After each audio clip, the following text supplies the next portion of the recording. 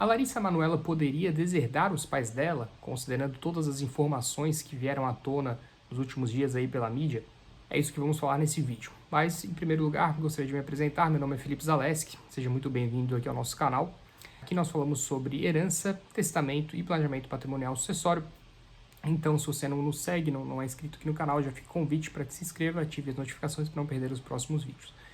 Bom, antes de falar sobre deserdação, é importante deixar claro que os pais dela, os pais da Larissa Manoela, são sim herdeiros diretos dela. Isso porque, pela ordem de vocação hereditária, que nada mais é do que a ordem das pessoas que têm direito a receber a herança quando alguém vem a falecer, os descendentes vêm em primeiro lugar, mas não se tem notícia, ao menos não tem essa informação, de que ela tenha filhos.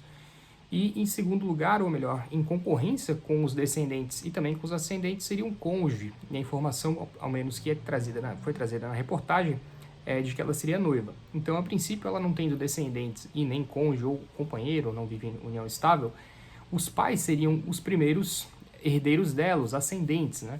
Então, se algo vier a acontecer com ela, enquanto os pais ainda estiverem vivos, eles serão os herdeiros. Então, faz sentido essa pergunta sobre se esses fatos que vieram à tona seriam capazes de resultar em uma deserdação. Lembrando que a deserdação ela precisa ser prevista em testamento pelo testador, pelo autor da herança, no caso, né?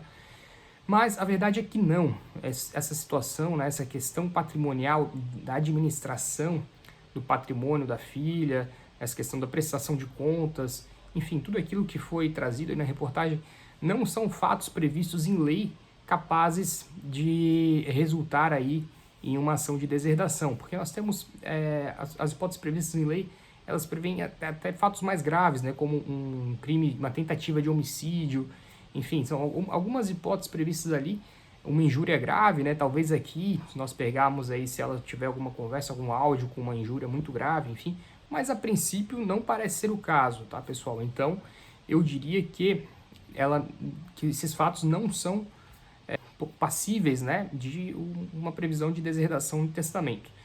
Então, mas a gente tem que pensar nas possibilidades. O que ela poderia fazer para evitar que os pais venham a ficar com a herança dela, né? Em primeiro lugar, ela já deixou uma boa quantia aí, já abriu mão de uma boa parte do patrimônio em favor dos pais. Então, em relação a isso, não tem até discussão. Ela abriu mão, o patrimônio ficou com os pais e tal. Mas daqui para frente, digamos que se passem 5 anos, 10 anos, ela ainda vai gerar, provavelmente, construir mais patrimônio do que ela já construiu até aqui. E, como eu falei, se algo vier a acontecer, se não seguir a ordem natural das coisas, né, que seriam os pais dela virem a falecer antes, eles poderão ainda receber ainda mais esse patrimônio dela, que ela construiu durante esse tempo, desde o rompimento com os pais. Então, o que ela poderia fazer? Bom, em primeiro lugar, ela poderia fazer um testamento, deixando até 50% do testamento dela para quem ela quiser, porque os pais são herdeiros necessários, mas qualquer pessoa pode abrir mão de até 50% do seu patrimônio em favor de qualquer pessoa. Então pode deixar tudo para o noivo dela, tudo para um amigo, tudo para um empresário, enfim, para quem ela quiser poderia deixar, ou para um avô, um primo, qualquer pessoa. E em segundo lugar, qual seria a forma, digamos, mais rápida de afastar totalmente os pais da sucessão? Ela tendo um filho. Então talvez um planejamento sucessório aqui mais adequado para Larissa Manoela, ou para qualquer pessoa que esteja na situação, seja, tem um filho logo, porque o filho ele vai ter preferência sobre o recebimento da herança em relação aos pais. Então, ainda que ela tenha os dois pais vivos, se ela tiver um filho, ele vai ter a preferência de receber todo o patrimônio e os pais ficariam em segundo lugar.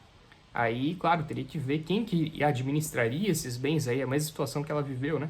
Esses bens dos filhos, do filho dela, da filha, até a maioridade dele. Então, ela poderia prever no testamento nomear um tutor para fazer a administração do patrimônio do filho até que ele tenha a maioridade. Então, estamos vendo aqui que uma possibilidade de planejamento sucessório pode simplesmente ser ter descendentes. É claro que, se essa for a vontade dela, mas apenas para fazer essa reflexão.